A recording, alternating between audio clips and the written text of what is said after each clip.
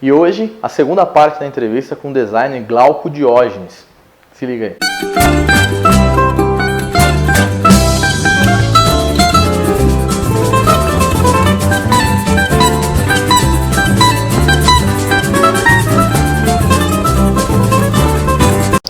O fenômeno, vamos dizer, camisa alternativa, para não chamar de terceira camisa. Tá. Até quando essa camisa ela tem que respeitar as origens do clube, as cores do clube, ou ela pode ser, sei lá, pode ser laranja, pode ser rosa, pode ser... Ótimo, excelente pergunta. Como foi o Real Madrid, todo rosa na temporada passada. Perfeita a tua pergunta de novo. Eu vou te falar, por que eu chamo de alternativa? Porque se a gente pegar o exemplo do Palmeiras, a gente não sabe qual que é a camisa do Palmeiras, a número 1, a número 2. Eu não sou palmeirense, tudo bem, mas eu estudo todos os clubes, eu estudo o futebol brasileiro. O Palmeiras deixou de jogar de verde em casa, né? Pois é, não, até aí há controvérsias, a gente pode até falar sobre isso. Eu acho que quando você faz vou até justificar e como eu estruturaria conceitualmente, até executivamente um projeto como esse. Eu digo assim, por que eu chamo alternativa? Porque fora, geralmente você tem o quê? Uniforme número 1, clássico. Uniforme, principalmente no Brasil, tá? Isso já mudou na Europa. Mas eu chamo de alternativa porque no Brasil você tem ainda, tradicionalmente, os clubes são mais tradicionalistas, de uma maneira geral, comparativamente com o cenário europeu e por contexto cultural e de design europeu. Mas dentro de um paralelo brasileiro você tem o uniforme número 1, super tradicional, o uniforme número 2, também tradicional, isso é claro. Eventualmente você tem uma linha retrô, sim, que é para atender a demanda do público mais velho ou para fazer alusão a uma conquista que naquele ano está aniversariando. Sim. Tá? Então isso é claro. Por isso que eu não chamo de terceiro uniforme, porque às vezes você pode ter 4 uniformes, o Palmeiras tem 7. Eu acho que 7 é um erro, mas aí vai da estruturação e da estratégia de marketing e posicionamento de cada um. Eu acho que você ter mais do que 2 já pulveriza, porque você começa a competir consigo mesmo. Então, um modelo que eu acho bastante ousado, mas aí você tem que contextualizar também, porque você está dentro de uma cidade muito específica, e pegando também o gancho do Real Madrid, é o do Barcelona, tá? O Barcelona tem o quê? O uniforme número 1, que agora eles até alteraram as faixas verticais e fizeram uma lista horizontal. E você tem o uniforme número 2, que ou tem uma temática específica, que tem uma relação política ou social com a cidade, ou mesmo uma função meramente estética, porque está disseminando um mercado e abertura no mercado asiático, tá? E você tem isso está estabelecido. Dificilmente você tem mais do que um uniforme. Por quê? Primeiro porque você tem dentro do contexto uma cultura já disseminada de design, que é muito ampla dentro da Espanha, né? O design espanhol visual é muito evoluído, a arquitetura espanhola é muito evoluída, basta pegar Gaudí, que é uma referência e tudo mais. Então você tem a pintura espanhola super evoluída com Picasso, né? Com Salvador Dalí, enfim, e por aí vai. Então você já tem, o cara cresce com isso, isso aí permeia o inconsciente dele. Então o cara está andando por uma rua de Barcelona e está se deparando com uma obra do Gaudí, ou ele vai virar uma esquina e tem alguma coisa do Picasso. É assim que funcionam as coisas lá na Europa, é o velho mundo.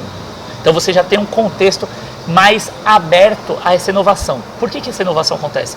Porque os clubes já são marcas que estão dentro do universo e da vida dos torcedores, do lifestyle, do estilo de vida dos torcedores. E é algo que aqui ainda é visto muito setorizado. O Brasil, por mais que seja inovador em vários setores, em alguns ele é tão tradicional e tão fechado, e o futebol é assim. Então, por que você me perguntou do Real Madrid com a camisa rosa? Porque o mercado asiático é um dos principais polos de desenvolvimento econômico dos clubes europeus. Por quê? Porque elas são marcas universais. Então, por que eles vão fazer La Gira, a gira, o entorno, quando vai começar a temporada, vão para a Ásia, ou agora foram para os Estados Unidos? Porque são mercados emergentes, onde eles precisam conquistar torcedores e consumidores. Então você vai para o mercado asiático, é um mercado que tem alto consumo fashion, alto poder aquisitivo de mulheres torcedoras, e você tem uma proposta, principalmente no Japão e na própria China, você tem uma proposta de uso de marcas de luxo que é muito grande, você tem uma demanda enorme por isso. automaticamente o que você vai? Vai com o clube europeu para lá, você tem que oferecer para esse consumidor que já tem uma visão diferente, a gente não tem que pensar como sul-americano, mas tem uma visão geral, global de consumo de moda e de expressão muito mais abrangente. Então o Real Madrid sim se permite fazer uma camisa magenta ou rosa ou preta com o Yohji Yamamoto, como foi feita recentemente, porque ele sabe que ali ele vai vender para aquele público consumidor, ele vai ter sucesso com a marca, ele vai atender a demanda daquele público, e é o público que ele está indo cativar, porque o público dele na Europa já está cativado. Não é por isso que você vai dar de costas para esse público, muito pelo contrário. Quando o Real Madrid joga aos domingos no Santiago Bernabéu, ou aos sábados, ou joga no Santiago Bernabéu, seja pelo Campeonato Espanhol, seja pela Liga dos Campeões da Europa, Supercopa da Espanha e tal, invariavelmente quando o mando é do Real Madrid, ele está jogando de branco, que é a identidade dele. Nesse contexto, até pela questão da cidade, da Catalunha, o Barcelona é um pouco mais ousado, porque ele, até no próprio slogan, no byline, é Mask um Club. Torcer para o Barcelona é, de novo, um estilo de vida, é torcer por uma causa social, é pela separação da Catalunha, que não se considera território da Espanha. Enfim, tem todo esse contexto que engloba o clube. E o clube também abraça isso, porque praticamente ele é a seleção da Catalunha, né? Sim. Quase que não oficialmente. Até o Brasil chegou a enfrentar o Barcelona algumas vezes. Mas então, basicamente, a situação se dá nesse sentido.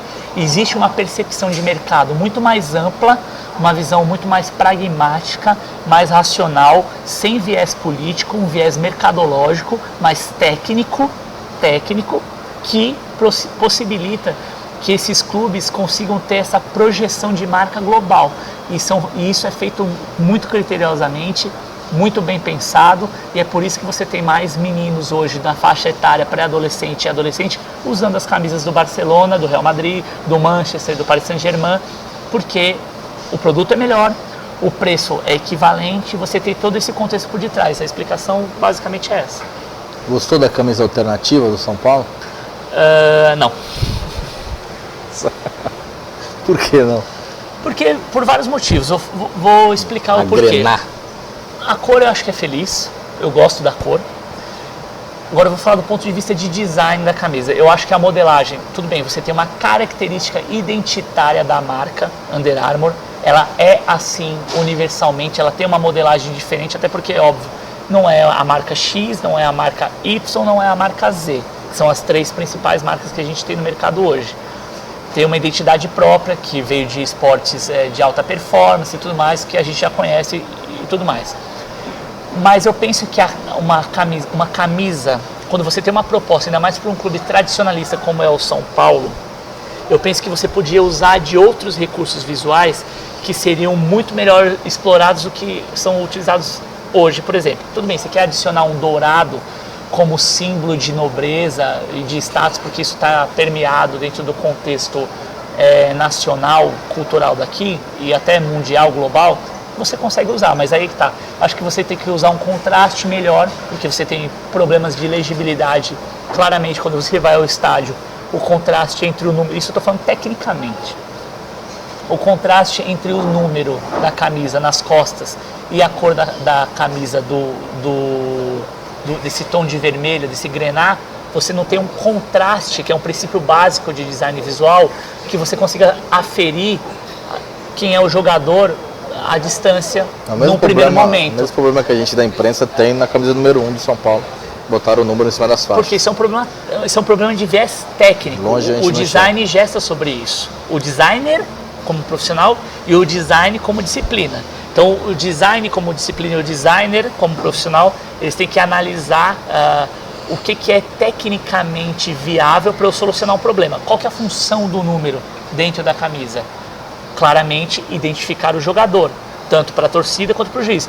A gente tem que entender, embora nós sejamos torcedores apaixonados, que a gente está acostumado com o jogador, nós acompanhamos o dia a dia do clube, mas tem muita gente que não. Sim. Tem muita gente que vai pela primeira vez, tem muitas meninas que vão pela primeira vez, ou mesmo homens que vão pela primeira vez com seus filhos. Então você tem que pensar de uma maneira global essa marca. Então assim, voltando de novo à camisa número 3, o que eu não gosto? Não gosto desse contraste, não gosto do desenho do número, eu acho que o número embora busque uma identidade com o que já foi feito no passado, ainda fica aquém, não é um número exclusivo do São Paulo. Tá? Ele pode ser encontrado em outras camisas da mesma fabricante. Penso também que, como identidade visual, você precisa ter, pelo menos durante 3 temporadas, uma identidade gráfica forte, e isso é possível ser criado porque a identidade de símbolo do São Paulo, dos símbolos do São Paulo, são muito consistentes e você consegue criar uma tipografia específica para isso. Outra coisa, o escudo. Para que você vai adicionar dourado no escudo, sendo que você vai usar o preto e o vermelho em cima? Você tem que trabalhar o escudo como uma marca. Isso é a minha visão. Imagino e usaria o quê? Já que é para usar o escudo, faria um outline, faria o escudo somente com a cor dourada, só em linhas. Como que eu represento o vermelho, sendo que o preto é chapado? Simples.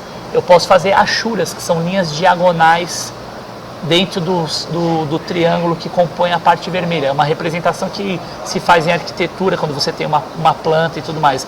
São alternativas de uso da marca. Só que para isso você precisa voltar um pouco atrás e ter um manual de uso da marca do São Paulo.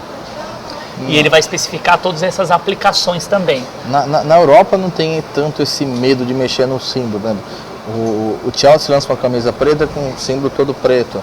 Lança a camisa azul com o símbolo todo azul. O Manchester United fez isso. O Real Madrid nessa temporada também, assim. Certo. Por que aqui a gente ainda tem...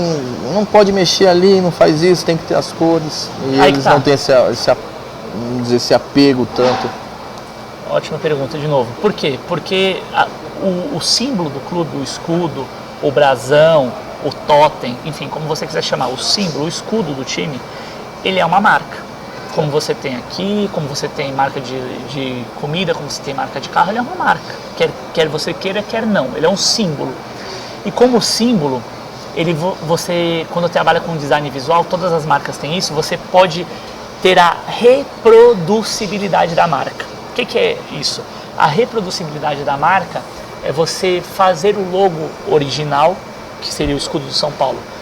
Fundo branco, fundo semi-triângulo vermelho do lado esquerdo, preto do lado direito, um retângulo preto com as letras em branco. Esse é o original. Aí você pode fazer as variações de aplicação. Como é que eu aplico esse escudo num fundo todo preto, podendo usar uma cor só? Claramente, eu vou usar o que a gente chama de outline, que seria você usar somente as linhas de contorno que dão a forma. Então, todas essas marcas do Chelsea, do Barcelona, do Real Madrid, do Manchester, do Paris Saint-Germain, enfim, todos esses clubes, eles têm manuais de marca que tem essas variações previstas de aplicação. Essas variações são pré-aprovadas pelos conselhos, pelo estatuto do clube e por qualquer carta que registre as regulamentações de uso desses símbolos. Isso está constando nesse manual. Então eu tenho por exemplo, vou fazer a camisa número 3 do São Paulo. Como é que eu vou usar o escudo aqui? Simples, quer fazer ela grenar só no dourado? Faz só o símbolo dourado, ou só no branco, só com linhas. Isso é muito simples de ser feito. Outra coisa que eu não gosto também, parece que é um pecado você abandonar as 3 listras que você tem do São Paulo. Cara, você está criando um terceiro uniforme. Você pode criar padronagens ou grafismos com detalhes específicos na gola, ou nas mangas, ou no abarramento da camisa, que não necessariamente tem sempre que ficar no meio. Ou seja, é uma baita de uma falta de criatividade absurda. Ah tá, mas por que tem que ser central? Por que não pode ser alinhado à esquerda, assimétrico, com os símbolos esculpido acima das faixas? Ou de repente, por que você não pode fazer uma faixa longitudinal, uma faixa diagonal? Ou por que você não pode fazer uma faixa à direita e o símbolo à esquerda? Ou o símbolo não pode ficar centralizado, ou o símbolo não pode ficar à direita e a faixa à esquerda? Enfim, você tem milhares de possibilidades que não são exploradas. Isso para comentar aqui rapidamente. Então, assim, não tem como gostar, né? Assim, eu não estou me referindo especificamente a nenhum designer, e não estou faltando com ética nenhuma, eu estou analisando tecnicamente o que poderia ser feito para implementar isso daí. Outra coisa, o escudo, invariavelmente, se você reparar, é aplicado de maneira equivocada. Desde os fornecedores mais antigos, desde um fornecedor retrasado, passando pelo fornecedor passado e agora de novo. Eles não conseguem fazer a largura, a espessura do escudo como ela tem que ser. Outra coisa, por que o escudo tem que ser gigante? A marca do São Paulo já está disseminada no Brasil inteiro, como a do Corinthians e tal. Cara, reduz esse escudo, suspende essas faixas, aplica mais no centro do peito, coloca o patrocinador abaixo. É simples de você fazer isso. É bem simples. Não é uma coisa de outro mundo. Você tem que fazer com técnica, com proporcionalidade. Mas você não precisa ter um escudo gigantesco aplicado no meio do peito. Diminui esse escudo, faz ele proporcional, entendeu? O logotipo também do patrocinador, eu uso a teoria, que foi uma teoria que eu mesmo criei, que foi assim, a teoria da mancha de macarrão. Qual é o desespero de qualquer executivo, qualquer pessoa que está trabalhando vai almoçar, vai comer uma massa. O cara, você não vê os caras comendo com um baita de um babador em restaurante italiano? Por quê? Porque se caiu uma gota chama atenção de molho, vai chamar atenção. A marca é a mesma coisa, amigo. É óbvio que, de novo, eu não sou contra o patrocinador, muito pelo contrário, eu sou totalmente a favor do patrocínio. Ele é fundamental para fomentar o esporte. Só que ele precisa entender também, e é preciso regulamentar isso, de que se ele tem a percepção para quem ele está falando, qual que é o histórico daquele clube, como isso tem que acontecer, claramente ele vai ganhar muito mais fãs, ele vai ter um ganho muito maior a médio prazo, até curto prazo. Você imagina um fornecedor hoje chegar para apoiar o São Paulo ou qualquer outro clube e dependendo do que tiver do estatuto desse clube, ele fala assim, olha, eu vou me posicionar aqui porque a torcida do São Paulo, a gente respeita a torcida do São Paulo e são eles que vão comprar nossa marca e vão usar nossa marca, eles querem isso. Cara, esse cara fidelizou uma base de 18 milhões de torcedores. Ousado. Viável. Completamente. Eu tenho observado um retorno de algumas marcas que já há muito tempo não tinham saído do mercado. Você vê do mercado brasileiro. A Umbro, que voltou, e na minha opinião voltou muito bem, trabalhando o simples, fazendo uniformes bastante simplistas, sabe? Não querendo inventar muita coisa. A Lecoq. Bacana. Acho que a Capa está voltando para o Brasil. Capa, existe esse movimento, exato. Como é que você vê isso? Porque na Europa é mais Nike e Adidas, Puma. Sim. Mas aqui no Brasil a gente tem a Under no São Paulo. Eu li que tem uma empresa canadense negociando com o Atlético Mineiro, que ela nunca teve nenhum time de futebol, me fugiu o nome agora, depois eu pesquiso melhor. Depois eu posso até colocar nos créditos ver o nome da empresa, me fugiu o nome. Como é que você vê as empresas antigas entrando e novas também querendo entrar no futebol? Cara, eu acho muito bacana esse movimento. É fato que há uma polarização, um predomínio de 3 marcas no mundo, que são Nike e Adidas, sempre oscilando entre primeiro e segundo, e claramente um posicionamento de mercado da Puma de terceiro lugar. Ela se coloca assim, somos estabelecidos o terceiro lugar. Isso é uma coisa que aconteceu de mercado que teve a ver com a revolução tecnológica dos tecidos, né? E também com um ganho de performance que essas marcas acabaram assumindo no mercado no começo dos anos 90, final dos anos 80 e começo dos 90, quando você teve os tecidos sintéticos. E aí você tem uma perda de share dessas outras marcas que têm um viés mais tradicional. Eu vejo com ótimos olhos que essas marcas mais antigas e mais tradicionais estejam, de uma certa maneira, tentando voltar para o cenário, né, agora reestruturadas e tal, dentro de nichos. Então você tem a Umbro, realmente, ela tem uma linha clássica que é muito rígida, um design inglês que é super tradicionalista e tal, é quase que uma volta ao passado. Você tem um apelo muito grande nisso no público consumidor de uma faixa etária mais acima dos 35. Eu particularmente adoro essas camisas mais clássicas. Eu também muito, mas eu já tenho 35 anos, então já somos tiozinhos, podemos assim, podemos nos autodeclararmos tiozinhos. Então assim, nessa faixa de etária dos 35 acima até 35 além, você tem esse apelo emocional muito forte que essas marcas mais antigas identificaram dentro do segmento retrô. Só que, como esse segmento retrô também, ele ficou muito mais um movimento do que uma coisa estabelecida, né? Você vê que é uma coisa que teve um boom, mas agora ela já está mais pulverizada. Você não vê uma demanda tão grande como você tinha por produtos retrô, quanto você teve há 5 anos atrás. Era mais um movimento sazonal do que um estabelecimento, até porque o que é retrô hoje, amanhã já não é mais. É porque você tem a transição desses ciclos. Então eu vejo esse movimento dessas marcas, desse reposicionamento, no sentido de tentar trazer um pouco mais dessa linha mais classuda, até mais chique, fugindo do que é o sportwear, do que é trabalhado hoje, para tentar trazer uma outra visão para o mercado e um posicionamento. Eu vejo com bons olhos. Vai muito também do tipo de negociação que é estabelecida, do modelo de negócio que está sendo estabelecido. Eu li recentemente, isso está na internet, que o modelo de parceria que o Santos está estabelecendo com a Capa, que vai ser a nova fornecedora deles, tem o apoio da SPR, que é um sistema de franquias que faz as franquias do São Paulo, do Corinthians. Enfim, são empresários super bem sucedidos e que têm modelos de sucesso.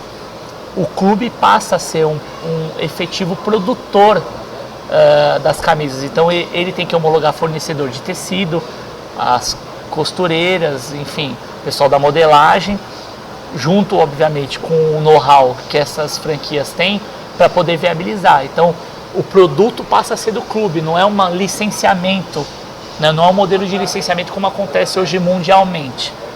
A gente precisa ver se o Santos vai ser bem sucedido, mas eu acho um modelo super sustentável, bem estruturado do ponto de vista de comunicação, um modelo que tem tudo para dar certo, até porque tem que ter o engajamento da torcida e não tem por que não ter.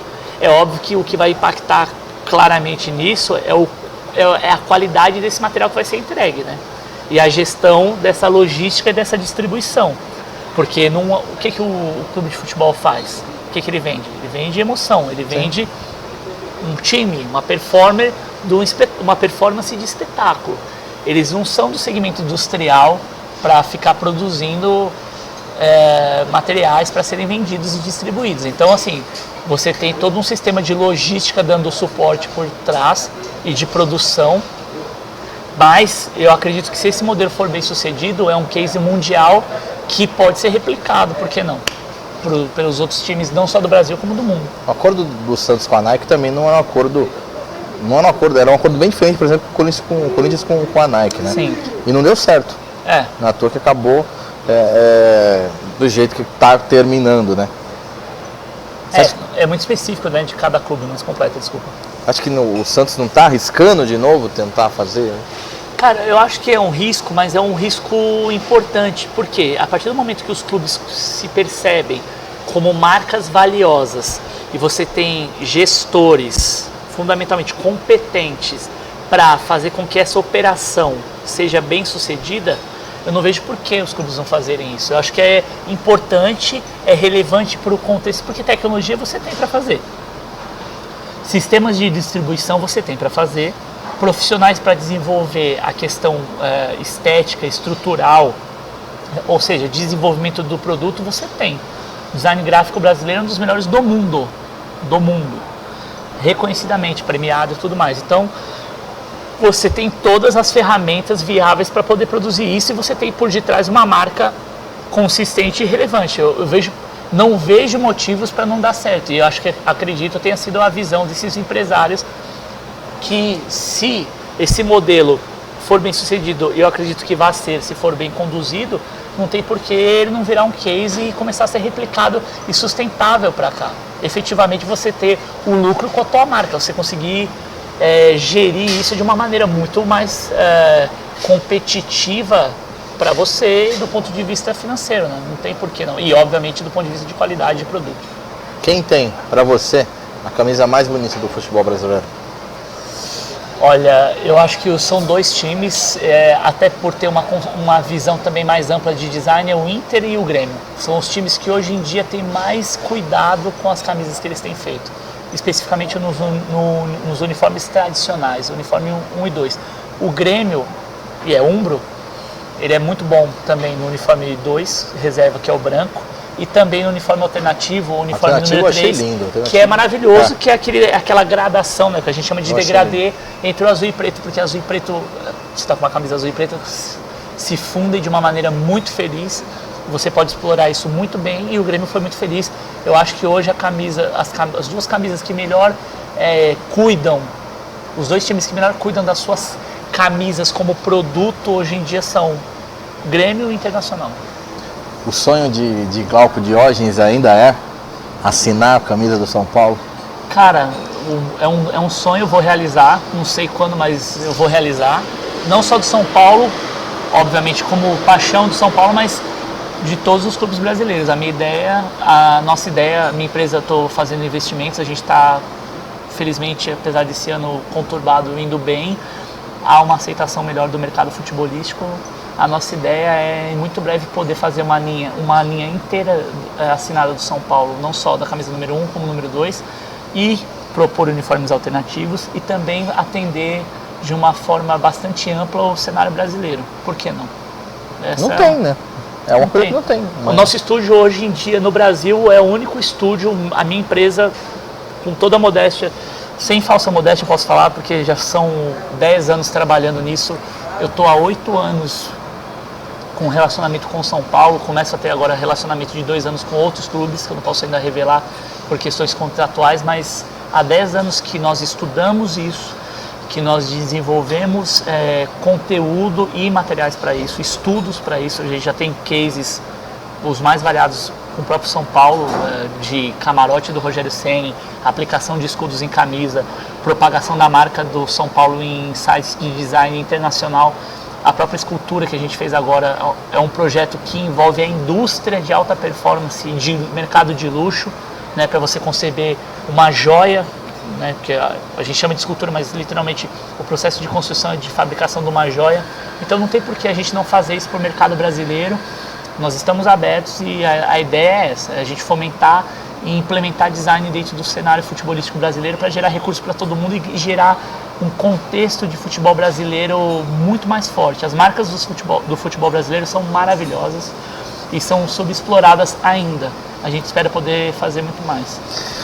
Foi um prazer. Muito obrigado por recebê-lo aqui. Foi uma aula. Prazer mais uma. Meu. Obrigado. Muito obrigado por você ter vindo. Muito obrigado pela oportunidade de poder compartilhar isso com vocês. Estou sempre à disposição quando quiserem. Obrigado, gente. Design no futebol. Os torcedores, cobrem isso dos seus dirigentes, dos seus diretores. A gente tem certeza que em 5 anos a gente pode fazer um futebol tão bom quanto acontece lá na Inglaterra, na Espanha. E a gente tem todo o potencial para fazer isso aqui. Basta querer e o design é um caminho para isso também. Obrigado pela oportunidade e até mais. Valeu. Canal Entre Boleiros. É simples, vocês acessem o Orkut e cliquem aqui, deem um like ali, um joinha aqui, enfim. Assistam esse canal que é o melhor canal de futebol de todos os tempos. Entre Boleiros, façam como eu. Assistam Entre Boleiros. Quanto custou?